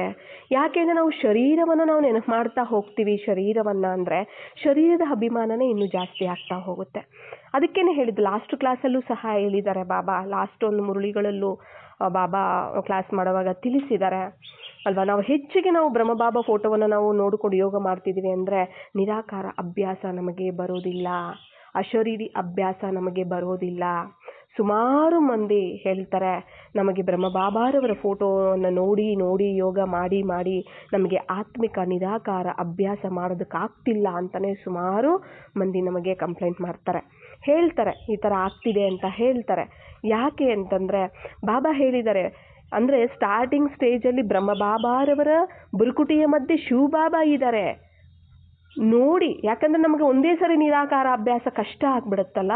ಆದ್ದರಿಂದ ನೋಡಿ, ಬ್ರಹ್ಮಬಾಬಾರವರು ಶರೀರವನ್ನು ಧಾರಣೆ ಮಾಡಿ ಏನು ಮಾಡಿದ್ದಾರೆ, ಶಿವಬಾಬಾ ಜ್ಞಾನವನ್ನು ತಿಳಿಸಿದ್ದಾರೆ, ನಮಗೆ ಜನ್ಮವನ್ನು ಕೊಟ್ಟಿದ್ದಾರೆ, ನಮಗೆ ಯೋಗವನ್ನು ಮಾಡಿಸಿದ್ದಾರೆ, ಎಲ್ಲವನ್ನೂ ಮಾಡಿಸಿದ್ದಾರೆ. ಯಾರ ಮೂಲಕ? ಬ್ರಹ್ಮಬಾಬಾರವರ ಮೂಲಕ. ಮಾಡಿಸಿರೋದು ಯಾರು? ಶಿವಬಾಬಾ. ಆಯ್ತಲ್ಲ. ಆದ್ದರಿಂದ ನಾವು ಬ್ರಹ್ಮನ ಮುಖಾಂತರ ಶಿವನನ್ನೇ ನೋಡಬೇಕೇ ಹೊರತು ಬ್ರಹ್ಮನನ್ನು ನೋಡಬಾರ್ದು ಅಂತ ಬ್ರಹ್ಮಬಾಬನೇ ಸಹ ಸ್ವತಃವಾಗಿ ತಿಳಿಸಿದ್ದಾರೆ ಅಲ್ವಾ. ಯಾಕಂದರೆ ನಾವು ಆಕಾರ ಸಾಕಾರಕ್ಕಿಂತಲೂ ಅತೀತ ನಿರಾಕಾರ ಆಗಬೇಕಾಗಿದೆ ಅಲ್ವಾ. ನಾವು ನಿರಾಕಾರ ಆಗಬೇಕಂದ್ರೆ ಆಕಾರನೂ ಮರಿಬೇಕಾಗತ್ತೆ, ಸಾಕಾರನೂ ಮರಿಬೇಕಾಗತ್ತೆ. ಅಂದರೆ ಸಾಕಾರದಿಂದ ಆಕಾರ, ಆಕಾರದಿಂದ ನಿರಾಕಾರದ ಕಡೆಗೆ ನಾವೀಗ ಹೋಗಬೇಕಾಗಿದೆ. ಆದ್ದರಿಂದ ನಾವೀಗ ಏನು ಮಾಡಬೇಕು ಅಂತಂದರೆ, ನಮ್ಮ ಒಂದು ಏನು ಸ್ಥೂಲವಾಗಿ ನಾವೇನೆಲ್ಲ ನಾವು ಮಾಡ್ತಾ ಬಂದಿದ್ದೀವಿ ಅದನ್ನು ನಾವೇನು ಮಾಡಬೇಕೀಗ ಸೂಕ್ಷ್ಮವಾಗಿ ಆತ್ಮಕ್ಕೆ ನಾವು ಅಳವಡಿಸ್ಕೊಳ್ತಾ ಆತ್ಮದಲ್ಲಿ ಧಾರಣೆಯನ್ನು ನಾವು ಮಾಡ್ತಾ ಬರಬೇಕಾಗಿದೆ. ಎಲ್ಲವೂ ಸಹ ಯಾರ್ಯಾರು ಏನೇನು ಮಾಡ್ತಿದ್ದಾರೋ ಎಲ್ಲದೂ ಸಹ ಅದು ಅವ್ರ ಪಾತ್ರನೂ ಸಹ ಅವ್ರದ್ದು ಹೌದು, ಅದು ಅವರ ಭಾವನೆಯೂ ಸಹ ಹೌದು. ಆ ಭಾವನೆಗೆ ನಾವು ಧಕ್ಕೆ ತರೋ ಥರನೂ ಸಹ ನಾವು ಮಾಡಬಾರ್ದು. ಆದರೆ ಬಾಬಾರವರ ಪ್ರಕಾರವಾಗಿ ಏನು ಬಾಬಾ ಜ್ಞಾನ ತಿಳಿಸಿದಾರೋ ಅದನ್ನು ಯುಕ್ತಿಯುಕ್ತವಾಗಿ ಅರ್ಥ ಮಾಡಿಸುವಂತಹ ಒಂದು ಕರ್ತವ್ಯವನ್ನು ನಾವು ನಿಮಿತ್ತವಾಗಿ ನಾವು ಮಾಡಬೇಕೇ ಹೊರತು ಅವರಿಗೆ ಬ್ಲೇಮ್ ಮಾಡುವಂತಹದ್ದು ಅಲ್ಲ. ಆದರೆ ಬಾಬಾ ತಿಳಿಸಿರೋ ಪ್ರಕಾರವಾಗಿ ನಾವು ನಡೀತಾ ಹೋಗಬೇಕಾಗತ್ತೆ. ಇವೆಲ್ಲವೂ ಸಹ ಸ್ಥೂಲವಾಗಿ ನಾವು ಏನು ಮಾಡ್ತಾ ಬಂದಿದ್ದೀವಿ ಅದು ನಾವು ಈಗಲೂ ನಾವು ಮಾಡ್ತಾನೆ ಇದ್ದೀವಿ ಅಂತಂದರೆ ಅದು ಅಂದರೆ ಏನು ಮಾಡ್ತಾರೆ, ಯಾರು ಬರೋರು ಸಹ ಏನು ಮಾಡ್ತಾರೆ, ಅದನ್ನೇ ಕಲಿತಾರೆ ಅಲ್ವಾ, ಅದನ್ನೇ ಅವರು ಕಂಟಿನ್ಯೂ ಮಾಡ್ತಾರೆ ಅಲ್ವಾ. ಅಂದರೆ ಇಲ್ಲಿ ಭಕ್ತಿ ಅಂತಂದಾಗ ಏನು ನೆನಪು ಅಂದರೆ ಇಲ್ಲಿ ನಾವು ಏನು ಮಾಡ್ತೀವಿ, ವರ್ಣನೆ ಮಾಡೋದಷ್ಟೇ ಅಲ್ಲ, ಜೊತೆಗೆ ನಾವು ಅನುಭವವನ್ನು ಸಹ ನಾವಿಲ್ಲಿ ಮಾಡ್ಕೋತೀವಿ. ಆದರೆ ಭಕ್ತಿ ಅಂದರೆ ಕೇವಲ ವರ್ಣನೆ ಅಷ್ಟೇ ಆಗಿರುತ್ತೆ. ಆದರೆ ನಾವಿಲ್ಲಿ ಏನು ಮಾಡ್ತೀವಿ, ಅನುಭವನೂ ಮಾಡ್ಕೋತೀವಿ. ನಾವು ವರ್ಣನೆನೂ ಮಾಡ್ತೀವಿ, ಜೊತೆಗೆ ಅನುಭವನೂ ಸಹ ನಾವಿಲ್ಲಿ ಮಾಡ್ತೀವಿ. ಅದಕ್ಕೆ ಹೇಳ್ತಾರೆ, ನೀವು ಭಕ್ತಿ ಮಾಡ್ತೀರಾ ಅಂತ ಯಾರಾದರೂ ಕೇಳಿದ್ರೆ, ಹೌದು ನಾವು ಭಕ್ತಿ ಮಾಡ್ತೀವಿ ಅಂತಲೇ ಹೇಳಿ, ನಾವು ಆಲ್ರೆಡಿ ಎಷ್ಟೋ ಮಾಡಿದ್ದೀವಿ, ಎಲ್ಲರಿಗಿಂತ ಜಾಸ್ತಿ ಭಕ್ತಿ ನಾವೇ ಮಾಡಿರೋದು ಅಂತಲೂ ಹೇಳಿ ಅಂತ ಹೇಳ್ತಾರೆ. ಯಾಕೆಂದರೆ ದ್ವಾಪರ ಯುಗದಿಂದ ಆದಿಯಿಂದ ನಾವು ನವವಿಧ ಭಕ್ತಿಯನ್ನು ಸಹ ನಾವೇ ಮಾಡ್ಕೊಳ್ತಾ ಬಂದಿರುವಂಥದ್ದು. ಒಬ್ಬ ಪರಮಾತ್ಮನನ್ನು ಪೂಜೆ ಮಾಡಿರುವಂತಹದ್ದು ಸಹ ನಾವೇ. ಏಕದೇವೋಪಾಸನೆಯನ್ನು ತಂದಿರುವಂತಹದ್ದು, ಪದ್ಧತಿಯಲ್ಲಿ ತಂದಿರುವಂತಹದ್ದು ಸಹ ನಾವೇ ಅಲ್ವಾ. ಆಮೇಲೆ ದೇವತೆಗಳನ್ನು, ಆಮೇಲೆ ವಿಗ್ರಹಗಳನ್ನು, ಎಲ್ಲ ಸಮಾಧಿಗಳನ್ನು, ಫೋಟೋಗಳನ್ನು ಎಲ್ಲ ಪೂಜೆ ಮಾಡಿದ್ದು ಕೂಡ ನಾವೇ ಆಗಿದ್ದೀವಿ. ಎಲ್ಲವೂ ಸಹ ನಾವು ಮಾಡ್ಕೊಳ್ತಾನೆ ಬಂದಿದ್ದೀವಿ. ಅದಕ್ಕೆ ಅರ್ಧಕಲ್ಪದ ಅಂದರೆ 63 ಜನ್ಮದ ಒಂದು ಭಕ್ತಿ ನಮ್ಮಲ್ಲಿ, ನಾವು ಭಕ್ತಿ ಜಾಸ್ತಿನೇ ಮಾಡಿದ್ದೀವಿ ಅಂತ ಹೇಳ್ತಾರೆ. ಅಷ್ಟು ಭಕ್ತಿ ಮಾಡಿರೋದಕ್ಕೆ ಅಲ್ವಾ ಈಗ ಭಗವಂತ ನಮಗೆ ಸಿಕ್ಕಿರುವಂತಹದ್ದು. ಈಗ ಏನಿದ್ರೂ ಕೂಡ ನಮಗೆ ಏನು ಮಾಡಬೇಕು, ನಾವೇನಿದ್ರು ಈಗ ಅದರ ಅನುಭವವನ್ನು ಮಾಡ್ಕೋಬೇಕು. ಆವಾಗ ನಮಗೇನು ತಿಳುವಳಿಕೆ ಇಲ್ಲ, ಆಗ ನಾವು ಕೇವಲ ವರ್ಣನೆ ಮಾಡ್ಕೊಳ್ತಾ ಬಂದ್ವಿ. ಈಗ ನಮಗೆ ತಿಳುವಳಿಕೆ ಕೊಟ್ಟಿದ್ದಾರೆ, ಜ್ಞಾನ ಕೊಟ್ಟಿದ್ದಾರೆ, ಈಗ ನಾವು ಅದರ ಒಂದು ಅನುಭವವನ್ನು ಮಾಡ್ಕೊಳ್ಬೇಕು, ಧಾರಣೆ ಮಾಡ್ಕೊಳ್ಬೇಕು, ಅನುಭವವನ್ನು ಮಾಡ್ಕೊಳ್ಬೇಕಾಗಿದೆ. ಫೋಟೋ ಇಟ್ಕೊಂಡು ನೆನಪು ಮಾಡಿ ಅಂತಲೂ ಎಲ್ಲೂ ಹೇಳಿಲ್ಲ ಬಾಬಾ, ಆದರೂ ಇಟ್ಕೋತಾರೆ. ಆದರೂ ಬಾಬಾ ಏನು ಮಾಡೋದಿಲ್ಲ, ಬೇಡ ಅಂತ ಹೇಳೋದಿಲ್ಲ. ಅದು ಅವರವರ ಭಾವನೆ ಅಂತ ಹೇಳಿ ಬಾಬಾ ಏನು ಮಾಡಿಬಿಡ್ತಾರೆ, ಬಿಟ್ಬಿಡ್ತಾರೆ ಅಲ್ವಾ. ಈಗ ಯಾರನ್ನಾದ್ರೂ, ಈಗ ತಂದೆ ತಾಯಿ ಯಾರನ್ನಾದ್ರೂ ಮಕ್ಕಳನ್ನು ನೆನಪು ಮಾಡಬೇಕಾದ್ರೆ ಅವ್ರ ಫೋಟೋ ನೋಡ್ಕೊಂಡು ನಾವು ನೆನಪು ಮಾಡ್ತೀವಾ? ಇಲ್ಲ ಅಲ್ಲ. ಸುಮ್ಮನೆ ಮಗ ಅಂತ ನೆನಪು ಮಗ ಅಂದ್ಕೊಂಡಿದ ತಕ್ಷಣ ಮಗನ ಒಂದು ಚಿತ್ರ ಮನಸ್ಸಲ್ಲಿ ಬಂದ್ಬಿಡುತ್ತೆ, ಬುದ್ಧಿಯಲ್ಲಿ ಬಂದ್ಬಿಡುತ್ತೆ ಅಲ್ವಾ. ಅವ್ರ ನೆನಪು ಬಂದ್ಬಿಡುತ್ತೆ, ಸಂಪೂರ್ಣವಾದ ಅವರ ಒಂದು ಚಿತ್ರ, ಅವರ ಒಂದು ಎಲ್ಲನೂ ಸಹ ನೆನಪು ಬಂದ್ಬಿಡುತ್ತೆ ಅಲ್ವಾ. ಅಪ್ಪ ಅಂದ ತಕ್ಷಣ ನೆನಪು ಬಂದ್ಬಿಡುತ್ತೆ, ಪತಿ ಅಂದ ತಕ್ಷಣ ನೆನಪು ಬಂದ್ಬಿಡುತ್ತೆ. ಹಾಗೆ ಬಾಬಾ ಅಂದ ತಕ್ಷಣ ಅವರು ಸಂಪೂರ್ಣವಾಗಿ ನಮಗೆ ನೆನಪು ಬಂದ್ಬಿಡ್ಬೇಕು, ಅವ್ರ ಚಿತ್ರದ ಸಮೇತ. ಇದು ನೆನಪು ಅಂತ ಹೇಳುವಂಥದ್ದು. ನಾವು ಫೋಟೋ ಇಟ್ಕೊಂಡು ನಾವು ಅವರನ್ನು ನೆನಪು ಮಾಡ್ತೀವಿ ಅಂತಂದರೆ ಅದು ಅವರ ಒಂದು ಚಿತ್ರ, ಅವರ ಒಂದು ರೂಪ, ಅವರ ಒಂದು ನೆನಪು ನಮಗಿನ್ನೂ ಸರಿಯಾಗಿ ಧಾರಣೆ ಆಗಿಲ್ಲ, ಇನ್ನೂ ನಿಶ್ಚಯ ಆಗಿಲ್ಲ ಅನ್ನೋದನ್ನು ಸಹ ಅರ್ಥ ಮಾಡಿಸುತ್ತೆ, ಅದನ್ನು ತೋರಿಸುತ್ತೆ ಅದು ಅಲ್ವಾ. ಅದಕ್ಕೆ ಬಾಬಾ ಹೇಳ್ತಾರೆ, ವೈಬ್ರೇಷನ್ಗೆ ಇಡುವಂತಹದ್ದು, ಜೊತೆಗೆ ಯಾರಿಗಾದ್ರೂ ತೋರಿಸೋದಕ್ಕೆ, ಅರ್ಥ ಆಯ್ತಲ್ಲ, ಯಾರಾದರೂ ಬಂದರೆ ಈ ರೂಪದಲ್ಲಿ ಇದ್ದಾರೆ ಭಗವಂತ ಅಂತ ತೋರಿಸೋದಕ್ಕೆ ಫೋಟೋ ಇಡಿ, ತಪ್ಪೇನಿಲ್ಲ. ಆದರೆ ನಾವು ಅದಕ್ಕೆ ಅಡಿಕ್ಟ್ ಆಗಬಾರ್ದು, ಆಯ್ತಲ್ಲ. ಅದಕ್ಕೆ ನಾವೇನು ಮಾಡಬಾರ್ದು, ಅಡಿಕ್ಟ್ ಆಗಬಾರ್ದು. ಆ ಫೋಟೋವನ್ನೇ ನೋಡ್ಕೊಂಡು ಯೋಗ ಮಾಡುವಂಥದ್ದು ಇರ್ಬೋದು, ಅವುಗಳಿಗೆ ನಾವು ಅಡಿಕ್ಟ್ ಆಗಬಾರ್ದು. ಎಲ್ಲೇ ಕೂತ್ರು ಮನಸ್ಸಲ್ಲಿ ಬಾಬಾ ಅಂದ ತಕ್ಷಣ ಅವರ ಒಂದು ನಿರಾಕಾರ ರೂಪ ನೆನಪು ಬಂದ್ಬಿಡಬೇಕು, ಅವರ ಗುಣಗಳು ನೆನಪು ಬಂದ್ಬಿಡಬೇಕು, ಅವರ ಕರ್ತವ್ಯ ನೆನಪು ಬಂದ್ಬಿಡಬೇಕು, ನಾವು ಯಾರಾಗಿದ್ದೀವಿ ಅವರಿಗೆ ಅನ್ನೋದು ಸಹ ನೆನಪು ಬಂದ್ಬಿಡಬೇಕು.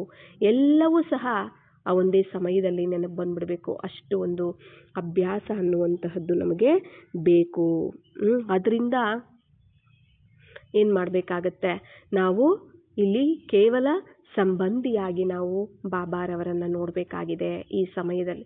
ಅದಕ್ಕೆ ಬಾಬಾ ಅಂತ ಅನ್ನುವಂಥದ್ದು ಅಲ್ವಾ. ತಂದೆ ಅಂತ ಯಾಕಂತೀವಿ, ಅವರು ನಮಗೆ ತಂದೆ ಆಗಿದ್ದಾರೆ, ಆತ್ಮಿಕ ತಂದೆ ಆಗಿದ್ದಾರೆ, ಬಂಧು ಬಳಗ ಸರ್ವ ಸಂಬಂಧಿ ಆಗಿದ್ದಾರೆ ಅಲ್ವಾ. ಸಂಬಂಧದ ರೂಪದಲ್ಲಿ ಬಂದಿದ್ದಾರೆ ಹೊರತು ಪೂಜ್ಯ ರೂಪದಲ್ಲಿ ನಮ್ಮ ಬಳಿ ಈಗ ಬಂದಿಲ್ಲ. ಅದು ದ್ವಾಪರ ಕಲಿಯುಗದಲ್ಲಿ ನಮ್ಮ ಬಳಿ ಪೂಜ್ಯ ರೂಪದಲ್ಲಿರ್ತಾರೆ. ಈಗ ಅವರು ನಮಗೆ ತಂದೆ ತಾಯಿಯಾಗಿ, ಬಂಧು ಬಳಗವಾಗಿ, ಸರ್ವ ಸಂಬಂಧಿಯಾಗಿದ್ದಾರೆ. ಅವ್ರ ಜೊತೆ ರಿಲೇಷನ್ಶಿಪ್ ಇಟ್ಕೊಳ್ಬೇಕೇ ಹೊರತು ನಾವು ಹತ್ತಿರದ ಸಂಬಂಧ ನಾವು ಆಗಿರಬೇಕು. ಅವ್ರ ಜೊತೆ ಲಿವಿಂಗ್ ರಿಲೇಷನ್ಶಿಪ್ ಅಲ್ಲಿರಬೇಕೇ ಹೊರತು ನಾವು ಡಿಸ್ಟೆನ್ಸ್ ರಿಲೇಷನ್ಶಿಪ್ ಅಲ್ಲಿ ನಾವು ಭಕ್ತರಾಗಿ ನಾವು ಇಲ್ಲಿ ಇರಬಾರದು. ಅರ್ಥ ಆಯ್ತಲ್ಲ. ಆದ್ದರಿಂದ ನಾವು ಯಾವುದನ್ನು ನಾವು ಧಾರಣೆ ಮಾಡ್ಕೋಬೇಕು, ನಾವು ತಂದೆ ಮಕ್ಕಳ ಅಂದರೆ ಪೇರೆಂಟ್ ಅಂಡ್ ಚಿಲ್ಡ್ರನ್ ಏನಿದೆ, ಮತ್ತು ಸಂಬಂಧಗಳು, ಇಲ್ಲಿ ರಿಲೇಷನ್ಶಿಪ್ಪನ್ನು ನಾವು ಬೆಳೆಸ್ಕೊಳ್ಬೇಕಾಗಿದೆ. ಇದು ತುಂಬ ಹತ್ತಿರದ ಸಂಬಂಧ, ತುಂಬ ಅಂಡರ್ಸ್ಟ್ಯಾಂಡಿಂಗ್ ಇರುವಂತಹ ಸಂಬಂಧ. ಇಲ್ಲಿ ಸುಖ ದುಃಖ ನೋವು ನಲಿವು ಎಲ್ಲದರಲ್ಲೂ ಭಾಗಿಯಾಗುವಂತಹ ಸಂಬಂಧ, ಎಲ್ಲದರಲ್ಲೂ ಜೊತೆ ಇರುವಂತಹ ಸಂಬಂಧ ಅಲ್ವಾ. ಅಂದರೆ ಭಕ್ತರು ಅಂತಂದರೆ ಕೇವಲ ಪೂಜೆ ಮಾಡುವಾಗ ಮಾತ್ರ ನೆನಪಿರ್ತಾರೆ, ದೇವಸ್ಥಾನಗಳಿಗೆ ಹೋದಾಗ ಮಾತ್ರ ನೆನಪಿರ್ತಾರೆ ಅಲ್ವಾ, ದೇವರು ಅಂತ ನೆನಪು ಮಾಡಿದಾಗಷ್ಟೇ ನೆನಪಿರ್ತಾರೆ. ಆದರೆ ಸಂಬಂಧಗಳು ಅನ್ನುವಂಥದ್ದು ಸದಾ ಜೊತೆಯಲ್ಲಿರುವಂಥದ್ದು, ಸದಾ ನೆನಪಿರುವಂತಹದ್ದು, ಸದಾ ಜೊತೆಯಲ್ಲೇನೆ ಕಂಪ್ಯಾನಿಯನ್ನಾಗಿ ಸಹಚರನನ್ನಾಗಿ ಮಾಡಿಕೊಂಡು ಜೀವನ ಸಂಗಾತಿಯನ್ನಾಗಿ ಮಾಡಿಕೊಂಡು ಹೋಗುವಂತಹದ್ದು. ಆದ್ದರಿಂದ ನಾವಿಲ್ಲಿ ಅವರನ್ನು ಸಂಬಂಧಿಯಾಗಿ ನೋಡಬೇಕೇ ಹೊರತು ಭಗವಂತನಾಗಿ ನೋಡಬಾರದು ಅಂತ ಬಾಬಾ ತಿಳಿಸ್ತಿದ್ದಾರೆ. ಅರ್ಥಾಯ್ತಲ್ಲ. ಎಲ್ಲ ಮಾಡಿ ನೀವೇನು ಮಾಡ್ತಿದ್ದೀರಾ ಅವೆಲ್ಲದರನ್ನ ಸ್ವಲ್ಪ ಯೋಚನೆ ಮಾಡಿ, ನಾವೀಗ ಅತೀ ಅಂತಿಮ ಸಮಯದಲ್ಲಿ ಅಂತಿಮದಲ್ಲಿದ್ದೀವಿ. ನಾವು ಇನ್ನೂ ಅವುಗಳಲ್ಲೇ ಸಿಕ್ಕಾಕೊಂಡಿದ್ರೆ ನಾವು ನಿರಾಕಾರ ಅಭ್ಯಾಸ ಅಶರೀರಿ ನಾವು ಯಾವಾಗ ಆಗೋದು, ಅಶರೀರಿಯಾಗಿ ನಾವು ಯಾವಾಗ ಆಗೋದು, ನಿರಾಕಾರಿಯಾಗಿ ಮನೆಗೆ ಯಾವಾಗ ನಾವು ಹೋಗೋದು, ನಿರಾಕಾರಿಯಾಗದ ಹೊರತು ಅಶರೀರಿ ಅಭ್ಯಾಸ ಆಗದ ಹೊರತು ಯಾವುದೇ ಬಂಧನಗಳಿಂದ ನಾವು ಬಿಡಿಸ್ಕೊಳ್ಳೋಕ್ಕೆ ಸಾಧ್ಯನೇ ಇಲ್ಲ ಅಂತ ಬಾಬಾ ತಿಳಿಸ್ತಾರೆ. ಮತ್ತೆ ನಾವು ದೇಹದ ಬಂಧನದಿಂದ ಬಿಡಿಸ್ಕೋಬೇಕು, ಸಂಬಂಧಗಳ ಬಂಧನದಿಂದ ಬಿಡಿಸ್ಕೊಳ್ಬೇಕು, ಎಲ್ಲ ಬಂಧನಗಳಿಂದ ಬಿಡಿಸ್ಕೊಂಡು ನಾವು ಇಲ್ಲೇ ಹೋಗ್ಬೇಕಾಗಿದೆ ಅಲ್ವಾ. ನಾವು ಭಗವಂತನನ್ನ ನೋಡಿ, ನಾವು ದೇಹದಾರಿಗಳನ್ನ ಎಲ್ಲ ಒಂದು ಸರ್ವ ಸಂಬಂಧದ ರೂಪದಲ್ಲಿ ದೇಹದಾರಿಗಳನ್ನು ನೆನಪು ಮಾಡ್ಕೊಳ್ತಾ ಬಂದ್ವಿ. ಅವರ ಥರನೇ ನಾವು ಸಹ ಆಗಿದ್ದೀವಿ, ಅವರ ಥರನೇ ನಾವು ಆದ್ವಿ, ಅವರ ಸಂಸ್ಕಾರನೇ ನಮ್ಮಲ್ಲಿ ಇದೆ. ಹಾಗೆ ಈಗ ನಾವು ಭಗವಂತನನ್ನ ಸರ್ವ ಸಂಬಂಧಿಯಾಗಿ ನೋಡ್ತಾ ಅವರನ್ನು ನಾವು ನೆನಪು ಮಾಡ್ತೀವಿ ಅಂದರೆ ಅವರ ಸಮಾನವಾಗಿಯೇ ನಾವು ಆಗ್ತೀವಿ. ಅವರ ಶಕ್ತಿ ನಮ್ಮಲ್ಲಿ ಎಂಟರ್ ಆಗುತ್ತೆ. ಹೇಗೆ ದೇಹದಾರಿಗಳ ಸ್ಮೃತಿಯನ್ನು ನಾವು ಮಾಡ್ತೀವಿ ಅಂದರೆ ನೋಡ್ತೀವಿ ಅಂದರೆ ಅವರ ಒಂದು ಎನರ್ಜಿ ನಮ್ಮಲ್ಲಿ ಎಂಟರ್ ಆಗುತ್ತೆ. ಹಾಗೇನೆ ಬಾಬಾರವರನ್ನ ನಾವು ನೋಡ್ತೀವಿ, ಅವರ ಸರ್ವ ಸಂಬಂಧಿಯಾಗಿ ಅವರನ್ನು ನಾವು ನೆನಪು ಮಾಡ್ತೀವಿ ಅಂದರೆ ಅವರ ಎನರ್ಜಿ ಎನ್ನುವಂಥದ್ದು ನಮ್ಮಲ್ಲಿ ಎಂಟ್ರಿ ಆಗುತ್ತೆ. ನಾವು ಸ್ಥೂಲ ಕಣ್ಣಿಂದ ನಾವು ಯಾರನ್ನೇ ನೋಡಿದ್ರೂ ಸಹ ದೇಹದಾರಿಗಳನ್ನು ಅವರ ಜೊತೆ ಲೆಕ್ಕಾಚಾರ ತಯಾರಾಗುತ್ತೆ ಅನ್ನೋದು ಸಹ ನಾವು ತಿಳ್ಕೊಳ್ಬೇಕಾಗತ್ತೆ. ಈ ಸ್ಥೂಲವಾದ ಕಣ್ಣಿಂದ ನಾವು ಯಾವುದೇ ದೇಹದಾರಿಯನ್ನು ನೋಡಿದ್ರೂ ಕೂಡ ಲೆಕ್ಕಾಚಾರ ತಯಾರಾಗುತ್ತೆ. ಅದಕ್ಕೆ ಮೂರನೇ ಕಣ್ಣಿಂದ ನೋಡಿ ಅಂತಾರೆ.